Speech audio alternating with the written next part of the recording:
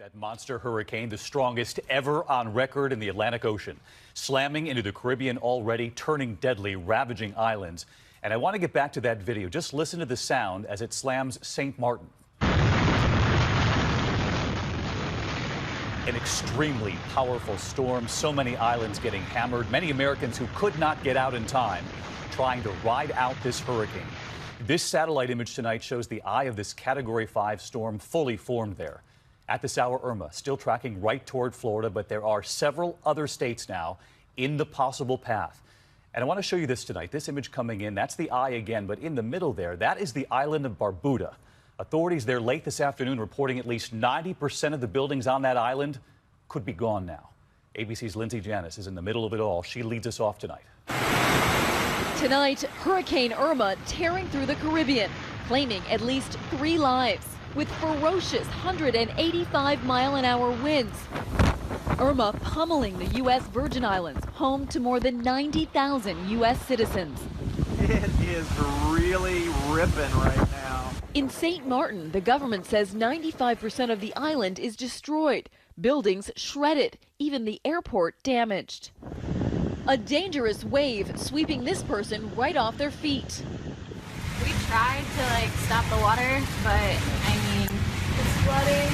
Lauren Mayo is one of 5 women on a fitness retreat trapped in her hotel. We're on the 6th floor, so the flooding is kind of amazing because the wind and rain are just bringing it through the sliding doors. Newlyweds Sarah and Scott Riggins locking themselves in the bathroom. We've got the wind going about 100 miles per hour. You can really hear it outside, shaking the doors. This image showing Barbuda right in the center of Irma's eye. The Prime Minister saying some 90% of the island's buildings are destroyed. Hurricane hunters inside Irma finding it's the first Atlantic Ocean storm ever to maintain winds of at least 180 miles an hour for this long. It's 10 a.m. here in Puerto Rico, and Hurricane Irma appears to have arrived. We've got some very powerful winds, rain, and surf. San Juan, a ghost town. The governor warning people not to go outside under any circumstances, saying the island has never seen a hurricane like this before. More than 1,000 in shelters. We don't know what's going to happen. It's scary, and I pray for everyone that's out there don't want to leave their homes. And Lindsay Janis joins us from San Juan, Puerto Rico tonight. Lindsay, we can see the effects right there behind you, and more than 500,000 without power there already. Yes, David, the head of the power company says it could be between 4 and 6 months before power is restored to some of those areas. We are being told to expect sustained hurricane-force winds for at least a couple of hours tonight. There's also major concern about storm surge and flash flooding. It's going to be a long night. David? All right, long night indeed. Lindsay Janis and our team there in San Juan, stay safe tonight. And as we told you last night here on the broadcast, we were looking at 2 possible scenarios for Florida. Tonight, a much clearer picture here. The new models are now in, and also North and South Carolina declaring states of emergency.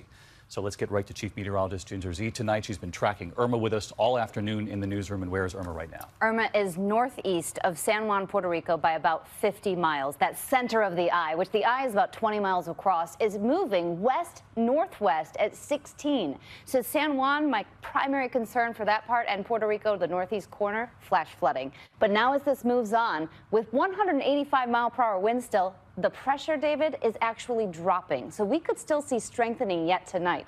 That's what's so frightening. Looking at these hurricane warnings, the Turks and Caicos, the southern Bahamas now in them, even Freeport and Nassau into the hurricane watch. Turks and Caicos through the southern Bahamas could see up to 20-foot storm surge. These are islands that only have elevation of a couple of feet.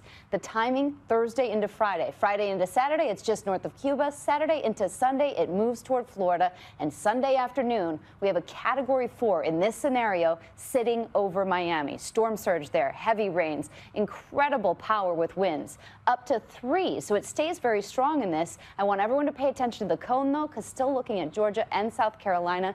Additionally, in that cone, in this in this scenario, at least 75-mile-per-hour winds, so hurricane-force winds, Lindsay was just talking about it, extend 50 miles on each side.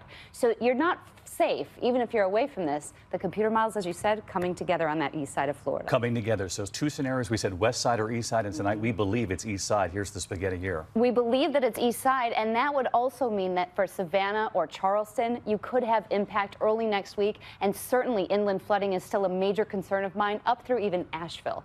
All right, Ginger Z with us again tonight. You'll be with us straight through the whole hurricane. Thank you. Hi, everyone. George Stephanopoulos here. Thanks for checking out the ABC News YouTube channel. If you'd like to get more videos, show highlights, and watch live event coverage, click on the right over here to subscribe to our channel. And don't forget to download the ABC News app for breaking news alerts. Thanks for watching.